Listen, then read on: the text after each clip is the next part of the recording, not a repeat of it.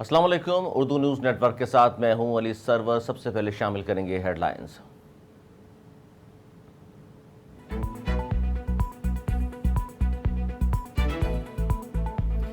गाल में खेले गए पहले टेस्ट मैच में पाकिस्तान ने श्रीलंका को 4 विकेटों से शिकस्त दे दी। 131 रन का हदफ 6 विकेटों के नुकसान पर हासिल कर लिया।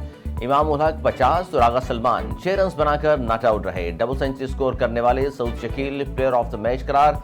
2 मैचेस पर मुश्तमिल टेस्ट सीरीज का दूसरा मैच 24 जुलाई से कोलंबो में शुरू होगा।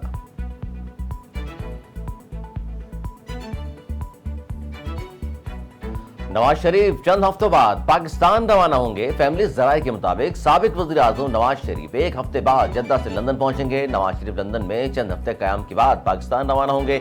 नवाज शरीफ की वतन वापसी के प्रोग्राम को अभी हतमी शक्ल नहीं दी गई।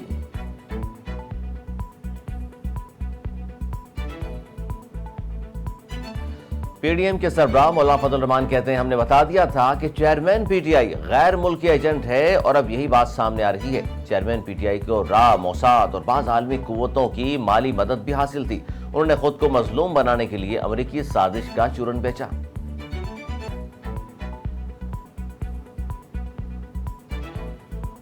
और मेयर कराची बैरिस्टर मुर्तज़ा वहाब का रिजविया सोसाइटी इमाम बारगाह का दौरा। मजहबी स्कॉलर अल्लामा शाहीन नकवी से मुलाकात। इंचोली इमाम बारगाह अतराफ में सफाई सुथराई की सूरत हाल का जायजा लिया। मेयर कराची की इमाम बारगाह के अतराफ स्ट्रीट लाइट्स की तनसीब को यकीनी बनाने की भी हिदायत।